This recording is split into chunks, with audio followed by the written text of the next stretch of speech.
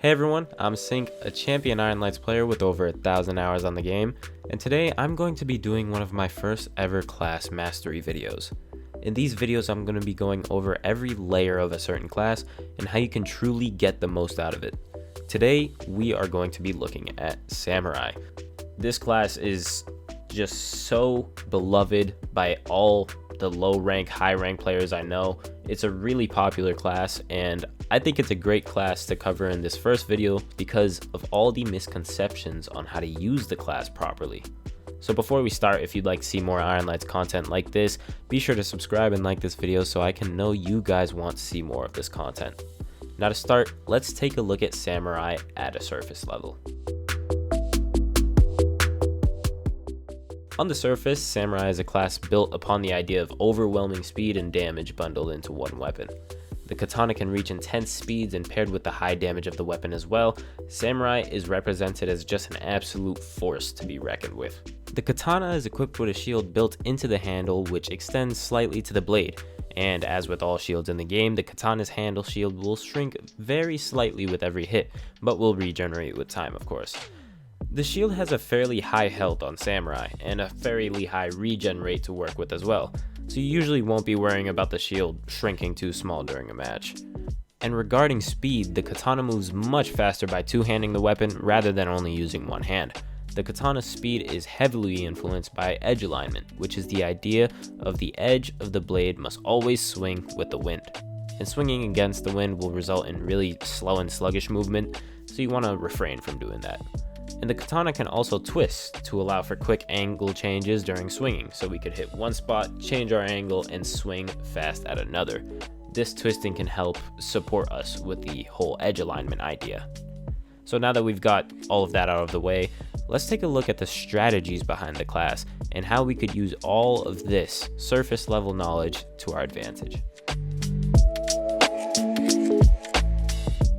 Many beginner players tend to pick Samurai because of the cool factor of the class, and along with this comes a lot of people who are led to think that one-handing the katana is an optimal strategy.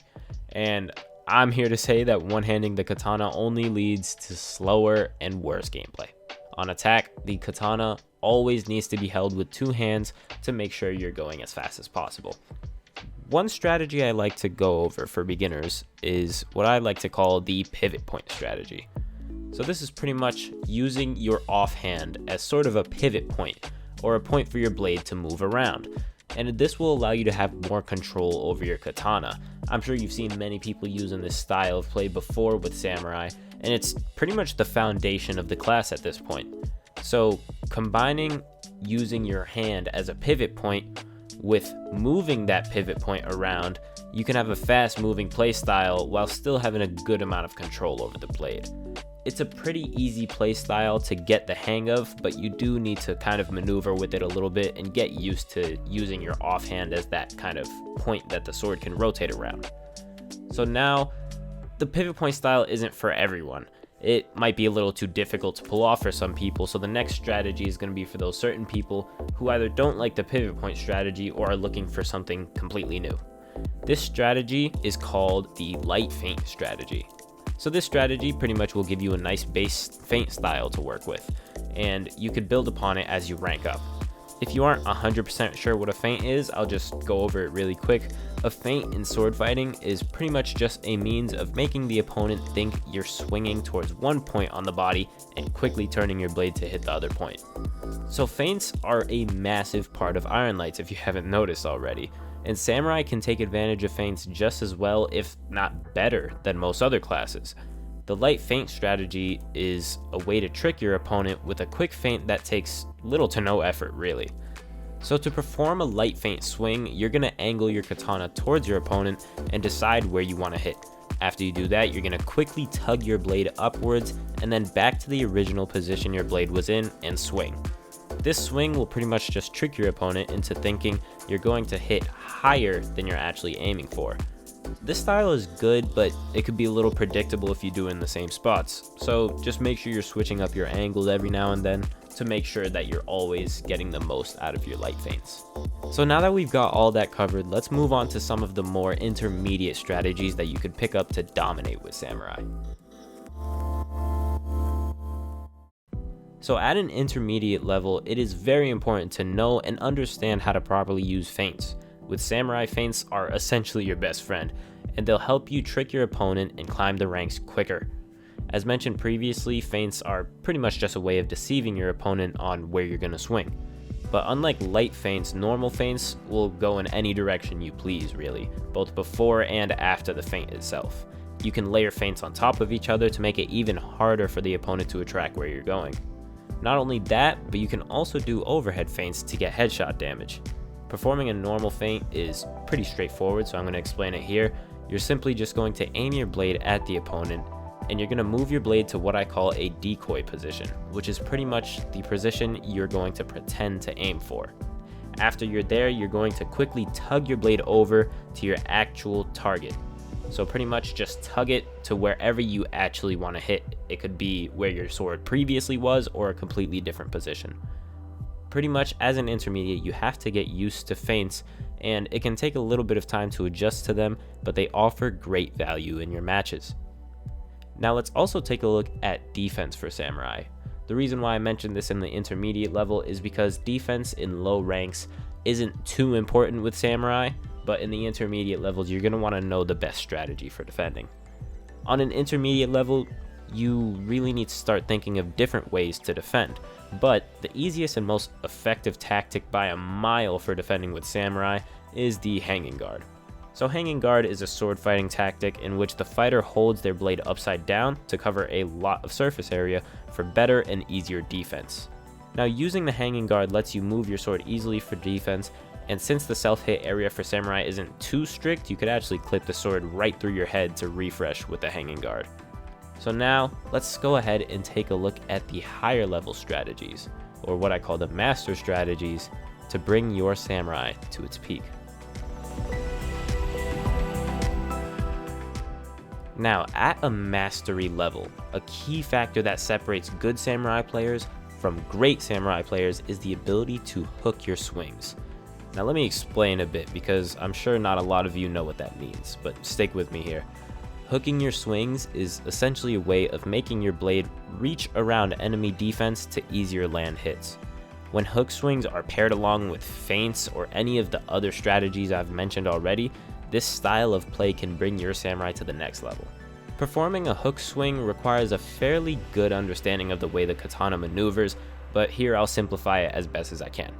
So to start, you're going to practice twisting the blade inwards towards your opponent by doing this motion. This is pretty much the base of a hook swing.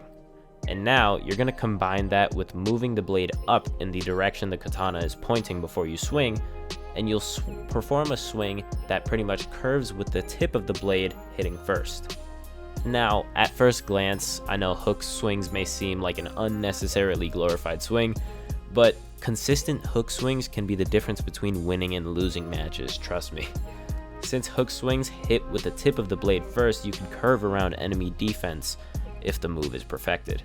And combined with all the previous strategies, this move will 100% allow you to climb the ranks much quicker.